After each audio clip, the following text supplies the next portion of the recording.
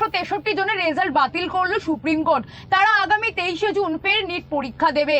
30 June হবে ফল প্রকাশ। যদি কোনো পড়ুয়া পুনরায় পরীক্ষা দিতে না চাইলে তার রেজাল্ট থেকে অতিরিক্ত নম্বর বাদ দেওয়া হবে।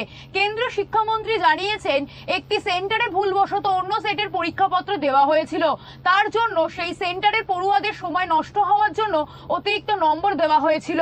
नीट को लेके एक फैसला आज सुप्रीम कोर्ट की स्तर से आई है। नीट में इस बार 24 लाख बच्चे परीक्षा दिए थे। कट ऑफ डेट में लगभग 13 लाख विद्यार्थी एग्जामिनेशन को क्वालिफाई किए। 4,500 तरीके सेंटर नीट एग्जामिनेशन के लिए देश भर में होती है। राजेश जी, आप थोड़ा क्वाइट रहिए।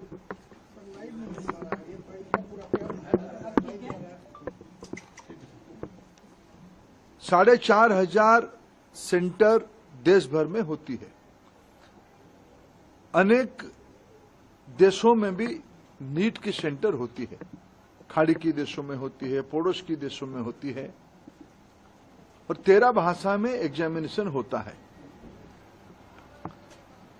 दुर्भाग्य से इस बार नीट की 2 क्वेश्चन सेट्स होता है। गलती ना हो जाए इसीलिए चुनाव एग्जामिनेशन के दिन ही सूचित किया जाता है क्वेश्चन सेट ए या बी को यूज किया जाएगा, आइदर ऑफ द वन। इस बार जब परीक्षा हुआ, गलती से आउट ऑफ 4,500 सेंटर 6 सेंटर में गलती से गलत सेट्स ऑफ क्वेश्चन आ गई। जब परीक्षा चल पड़ी, कुछ समय के बाद उसको संज्ञान में लिया गया और उसको विड्रॉ करके फिर सही प्रश्न पत्र दिया गया। उसमें कुछ टाइम लॉस हुई। उन 6 सेंटर में लगभग 1563 स्टूडेंट उसमें परीक्षा दे रहे थे। उनके मन में आया कि भाई ये हमारी साथ थोड़ा अन्याय हुई है, हमारी टाइम लॉस हुई है, हमारे लिए कुछ सोचनी चाहिए। सुप्रीम कोर्ट की एक स्टैंडिंग ऑर्डर है। इस प्रकार की कहीं एंट्रेंस में कुछ विषय आती है तो री एंट्रेंस ना कराते हुए एक एवरेज मार्किंग, ग्रेस मार्किंग की मेथड पे उनको कंपनसेट किया जा सकता है। ऐसे एक सुप्रीम कोर्ट की ऑर्डर है। क्लैट की स्टूडेंट्स की क्लैट के एग्जामिनेशन के माध्यम से एनटीए ने उसको अप्लाई किया। एक एक्सपर्ट कमेटी बिठाई, उसमें से कुछ रिकमेंडेशन आई और उसको उन्होंने अप्लाई किया। उसके बाद देखा गया कि कुछ विद्यार्थियों की नंबर 100% हो गई। उनकी जो एवरेजिंग किया गया, उनको जो ग्रेस मार्क दिया गया, उसमें कुछ विद्यार्थियों की नंबर 100% हो गई। इसमें भी फिर कुछ लोग कोर्ट पे गए। पहले कुछ लोग कोर्ट पे गए थे कि हमारी टाइम लॉस हुई, कोर्ट ने ऑर्डर दिया तो एनटीए को उसमें एक किस ग्रेस मार्किंग की प्रैक्टिस को अपनाना पड़ा, पद्धति को अपनाना पड़ा।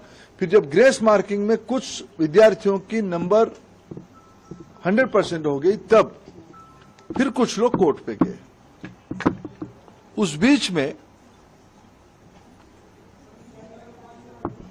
एनटीए ने फिर एक एक्सपर्ट कमेटी बिठाई, एकेडमिक्स कमेटी बिठाई। उन्होंने कुछ सोच समझ किया और कोर्ट ने आज उस कमेटी के ऑब्जर्वेशन को देखते हुए आज ऑनरेबल सुप्रीम कोर्ट ने स्पष्ट किया है, उन 1563 स्टूडेंट्स को री एग्जामिनेशन का अपॉर्चुनिटी दिया जाए। 23 जून को 1563 स्टूडेंट को दोबारा नीट एग्जामिनेशन का ऑप्शन उनके सामने दिया जाएगा। वो परीक्षा दे सकते हैं, नहीं तो जो उनको ओरिजिनल परीक्षा की जो नंबर है उनको वो परीक्षा उसको भी ऑप्ट कर सकते हैं। नहीं तो अगर उनको उसमें ना देके और एक चांस लेना है तो वो 23 जून को एक बार परीक्षा भी दे सकते, जो चाहेगा। ये आज सुप्रीम कोर्ट के एक बहुत स्पष्टता के साथ ऑर्डर आई है, उसको मैं स्वागत भी करता हूं। शायद उसके बाद नीट को लेके जो एक संशय और जो शंका सामने आई थी वो आज समाप्त हो रही है। कुछ और विषय ध्यान में आई है, सरकार गंभीरता से उस विषय को ध्यान पे लिया है।